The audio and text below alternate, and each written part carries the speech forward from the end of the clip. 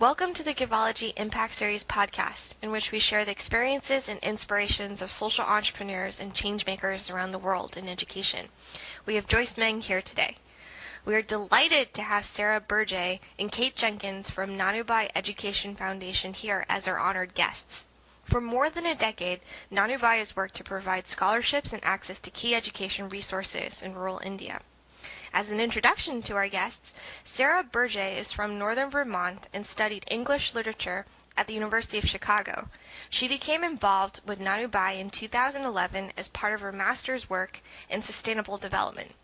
Sarah currently works at the Vermont Agency of Education and believes strongly in education as a tool for socioeconomic equity. Kate Jenkins joined the Nanubhai team in 2012 and served as executive director from 2014 to 2016 and remains an active member of Nanubhai's board.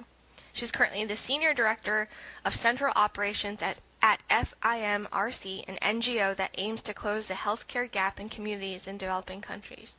Once again, thank you guys so much for taking the time to speak with us today. My pleasure. Great. Absolutely. Great. Yeah, to start off, can you guys talk a little bit about the history and the founding mission of Nanubhai? Yep, absolutely. So Nanubhai was founded in 2003-2004 by Raj Shah. Raj Shah is an Indian American who spent summers in his dad's village in rural India and was really kind of thrown by the difference that it makes where you grow up and what kind of education you have access to. The village of Kadod, which is in Gujarat, is actually where his dad is from and where our organization was ultimately founded. He worked very closely with Principal Mahira Sir to found the organization and to kind of guide our earliest projects, which focused more closely on getting teachers into classrooms. India has not necessarily a teacher shortage, but a resource shortage. So how do we get teachers into classrooms? How do we get them excited about teaching? How do we make the curriculum accessible to students? Those were many of Nanubhai's first projects. We started very small with bringing a few Americans to actually work in those classrooms. And then in 2013, we did some kind of program review and soul searching, which is always an interesting time for an NGO. But we came to the conclusion that it was better for us to focus our resources on helping students themselves continue into their education. So we kind of rebuilt the Nanubhai Scholarship Program. The first class of scholars will be graduating this year. We have 106 active scholars. We'll recruit another 70 this year. And that is some of the key history. Great.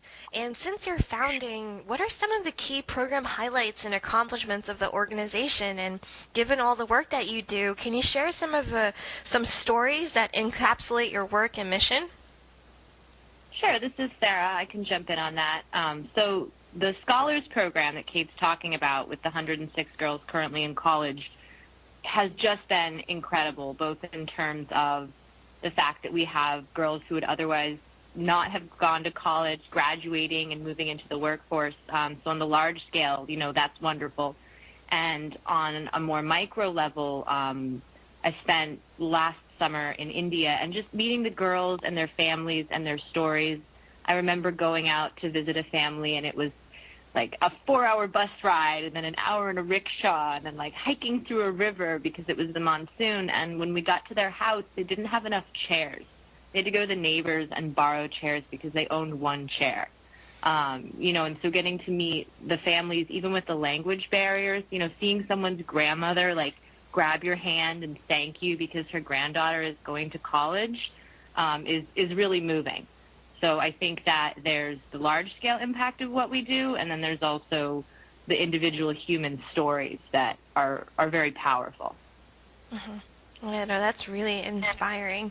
And today's podcast series is focused on impact assessment and the ways that organizations tackle the challenge of measuring impact in the field. And, this is clearly an area that you, Sarah, have studied, and, we're really excited to pick your brain on the subject. So for Nanubhai, what are some of the key qualitative and quantitative metrics that you look at in terms of figuring out your overall impact in the communities? Sure. So this is one of my favorite topics, so feel free to cut me off because I will talk about it for hours. So firstly, it's really interesting to do this kind of work in India because a lot of the data collection tools that we might take for granted in the States are just so new and sort of culturally jarring. I remember trying to do a Likert scale, which is like, do you strongly agree, slightly agree, disagree, and no one could do it. It was like a new idea, and so it failed terribly. But we have developed some really good metrics over time. A lot of those are around who we let into the program. Kate can go into a little more detail later. We have an elaborate system to decide who will make a good scholar, who really needs these scholarships. And then in terms of the assessment of our impact, we have some quantitative stuff, which is obviously how many girls graduate from college. Right now, we're looking at like 99, 98% of our scholars are getting out of college, and the small percentage who don't, there's, a family emergency or a health thing. And then some other things we're looking at are how many of them get jobs, what time frame do they get jobs in, what's the salaries that they're looking at. And then we're also looking at, in terms of qualitative data, doing exit surveys. Do they feel that we helped them as much as they needed? Are there things we could be doing for them that we're not anticipating? Longer term, we'll be looking at how many scholars stay involved.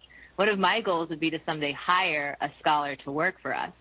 And then even longer term than that, we're looking at things like average age of marriage, the level of education that these girls' children will ultimately receive. And then on a larger scale, what are the community attitudes? Because another one of our goals is to help shift community attitudes towards girls' education. So that's challenging to measure, and it's very qualitative, but it's certainly an important thing. Mm-hmm. That's really great. Actually, since you mentioned community attitudes towards girls' education, for those less familiar with India and the current education system and the environment surrounding it, what is the current community attitude?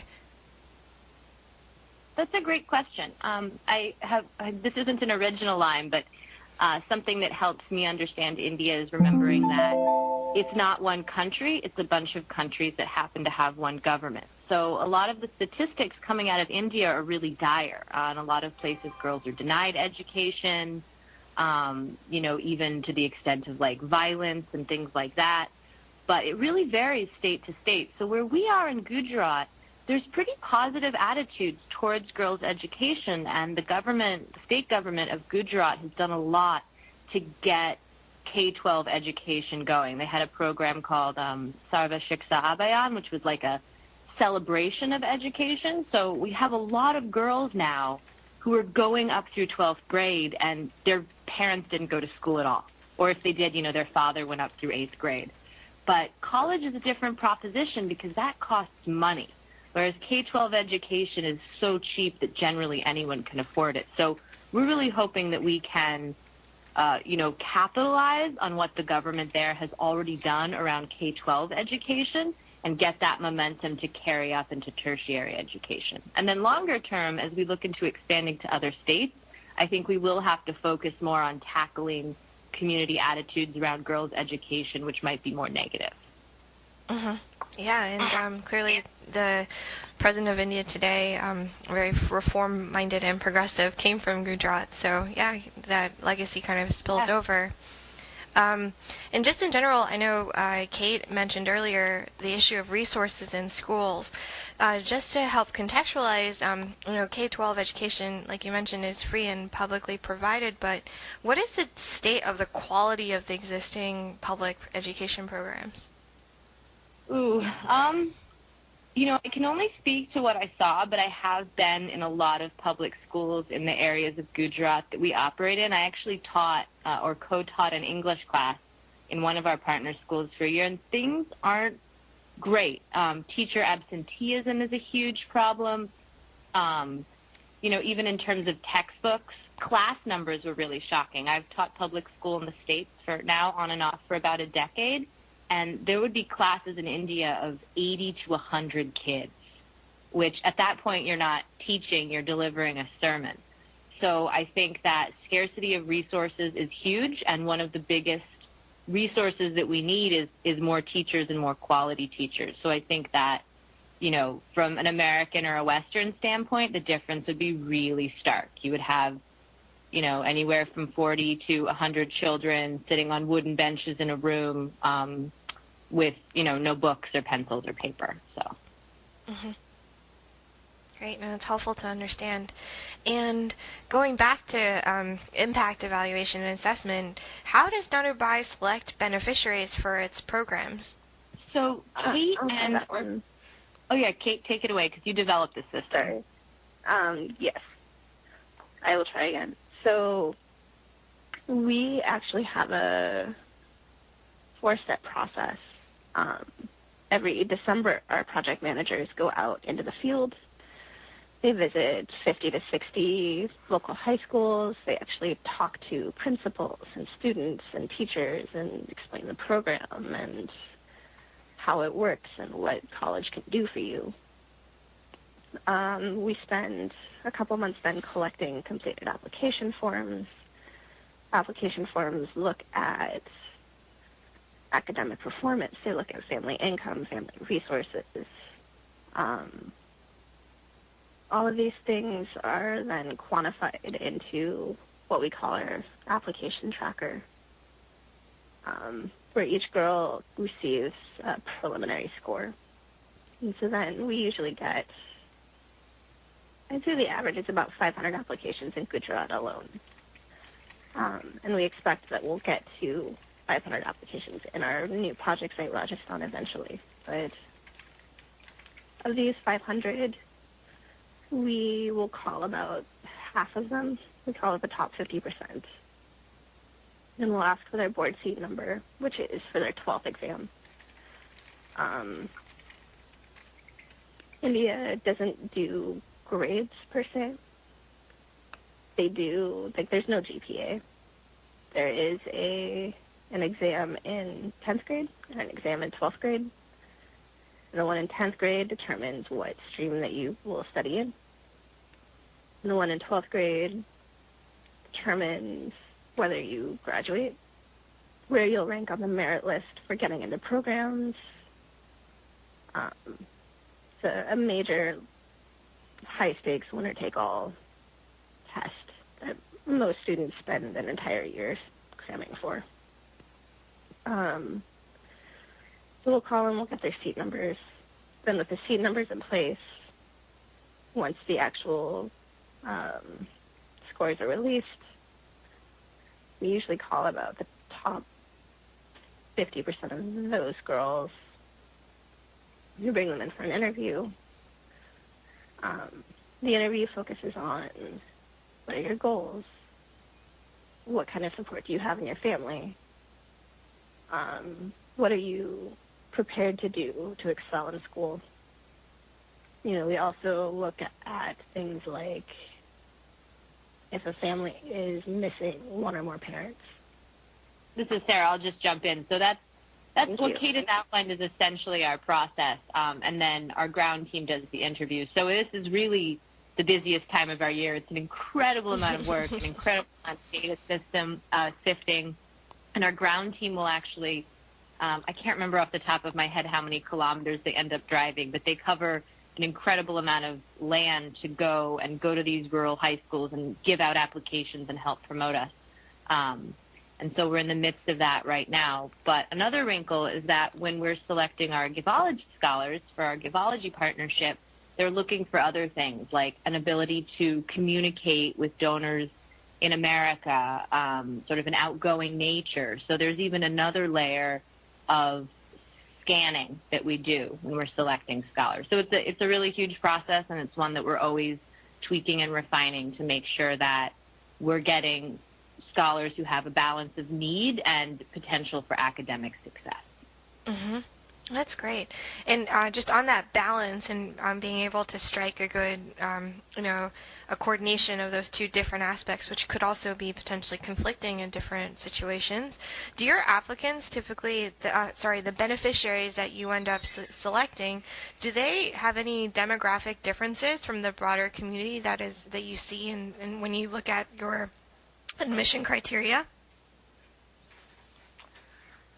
That's kind of a hard question to answer. I think if you were going to look at the set of girls in Gujarat and Rajasthan who are in college, the big difference is that most of our students are from rural areas. And most of them, I believe about 66%, are what's called scheduled tribes, which means that they're from groups that have historically been oppressed. So they're sort of in the caste system. They're not like the Dalit or the quote-unquote untouchable caste. They're tribal. They're indigenous people.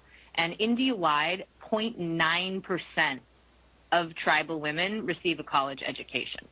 So that would be the huge difference that we're seeing, is that most of our beneficiaries are from these indigenous tribes, and they don't really have access to college. Mm-hmm. Yeah, no, I think, you guys have done tremendous work in the community, and, we have been very excited to support your work. And just on that, when you benchmark exit opportunities for your students, compared to, the typical trajectory that's taken by girls in those indigenous communities, what are the differences that you see? That's a great question. So right now, as Kate mentioned earlier, we're really having our first crop of scholars graduate en masse. We've had a handful graduate, I think only like one or two who did sort of short-term nursing programs. But we haven't really, it's an area that we're concerned about, and so we're sort of trying to prepare for it. So I don't really have an answer about what the outcomes are yet. But one thing that we see is that a lot of our scholars end up going into the science fields. Like a lot of them are becoming nurses or homeopathic doctors or pharmacists. And so I'm not sure what the correlation is between where they're from and their desire to go into the more science fields. But I know in the interviews that we do with our scholars, a lot of them talk about wanting to give back, and a lot of them see healthcare as a way to do that really directly. I remember we have a scholar named Megha, who's also a gifted poet, and her little sister is actually disabled because she had polio as a child. And Megha is going to be a nurse, and she sent me a picture of her out in a remote town doing polio vaccinations. And so that always stuck with me, was that she's really making a difference in an area that had negatively affected her family. But bigger picture, one thing that we're concerned about at Nanubhai is that because most of our scholars are from scheduled tribes, and many of them are from what's referred to as scheduled castes, or other castes that have sort of been oppressed, is we're worried about them facing discrimination in the workforce. So in order to combat that, we're doing a couple things. We're doing some soft skills job training workshops before they graduate, so they're sort of a little more prepared. And we've also partnered with an organization that Kate found out of Delhi called She Rose, and it's a network of female mentors who are in the professional world and are probably coming from, a higher socioeconomic status, and these women are willing to develop relationships with our scholars and sort of help them along. So one of the things we're concerned about is that our scholars may face discrimination in the workplace when they exit, but we're trying to do everything we can to prepare for that so that it doesn't happen. Yeah, no, that's an important issue. And in regards to data and the way that Nanubhai has used data, I'm curious, in looking at your program, and I know this is a year where you're going to get more data en masse and more benchmarking and more opportunity to gauge the impact over the many years, but has the use of data or the collection of data impacted the way that you've designed your programs? It has. Kate talked a little bit about our initial programming years when we were really just sort of sending people over to teach English and doing smaller projects. And we sort of realized that they weren't projects that we could even really collect data on. So how could we tell if they were working? And we collect massive amounts of data on every scholar. Like, we could tell you what percentage of them live in the traditional clay houses versus a modern built house, and how many water buffalo per family is the average, and all of those things. And so we have these massive amounts of data, and it's been really great to use them to drive our programming. So, for example, the science thing, we've noticed that a lot of scholars who have done science in high school tend to be more successful. And so we're talking about, in the future, is that something we want to focus on a little bit more? Or we've noticed that scholars who've graduated and have gone into nursing are making pretty good salaries right out the gate. So do we want to encourage that more? One interesting thing I found when I was doing our monitoring and evaluation program last summer was that many of our scholars are the oldest in their families. So they're the first child to graduate from high school, and a lot of them have little sisters.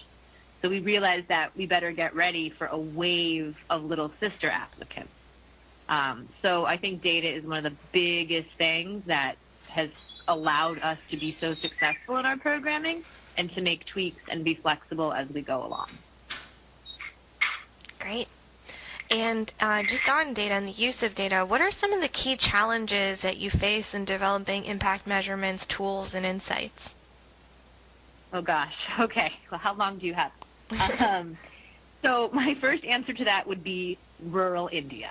We have interns every summer, and I always tell them, you better have something you're working on, and you better have a plan B for when the power goes up, because that happens regularly. So just standard technology that you could depend on if you were working in a different context, you can't. So that's a huge challenge is, I'm getting my PowerPoint ready, but the power goes out for 36 hours. So that's an issue. Another thing is the concept of data collection. Like I mentioned earlier, trying to do a Likert scale with some teachers I was working with, and they'd never seen it, so they all said everything was great. There's also the issue of you're trying to overlay a very Western idea, like let's measure this, let's be very quantitative, let's be very empirical. You're trying to overlay that onto a culture where it doesn't always fit. Like we found that when we've gone out to interview scholars or their families, a bunch of foreigners or even our local staff showing up at their house with a camera is terrifying. Like they think they're in trouble. It's not something they've seen before. The idea that somebody would interview them and ask them for their opinions is just really far outside their worldview. So we've had to be really mindful about how we do data collection. Cultural sensitivity is one of our key values here. We're working in such a different culture that we have to remember that. But the short answer is the technology issue and the cultural issue. But I do think that with the help of our amazing ground staff, we've been able to work around those, and we are able to gather data. Mm-hmm. That's great to hear. And Nanubhai has certainly accomplished a lot over the last decade plus. And so, in thinking about the next 5 years to come, what are your main objectives and goals? I think that our most achievable or most obvious goal is that we really want to increase our scholar numbers. We have about 160 girls in school right now, and we're going to add another 60 to 80 between Gujarat and Rajasthan. But I would love us to be giving 200 scholarships a year and to have offices in 5 states instead of in 2 states. So there's, the scaling up is important. I also think that we are going to begin to develop more targeted programming to ensure that our scholars are graduating, and not just graduating, but are going out into the workforce and being successful. So those supporting programs to make sure that our overarching goals are met. I know that we are also still in the thick of the Indian NGO registration process, which is incredibly lengthy and mountains and mountains and mountains of red tape. But once we have that, there's actually a law in India that corporations have to give a certain % of their income to charities through corporate social responsibility. So once we complete our Indian NGO registration, we'll be able to start developing CSR relationships, and I'm really looking forward to that because I think that our goals and our message will resonate with a lot of organizations there, and that cash influx will help us do the scaling up that we need to do. Wonderful. Thank you so much for taking the time to participate in our Impact Series podcast. And, we're really excited to continuing following Nanubhai and the many exciting developments to come. Yeah, and thank you guys so much. I mean, besides the financial inputs from Givology, just the personal relationships. I know we have a WhatsApp group, so some of the Givology Chicago members actually correspond pretty regularly with the scholars that they're supporting, and it's beautiful to watch this sort of cultural exchange. So I'll speak on behalf of Kate, who it's a shame she has a sore throat because she is brilliant and has done so much for Nanubhai, but on behalf of both of us, thank you guys so much. It's been great to speak with you today. Great. Thank you.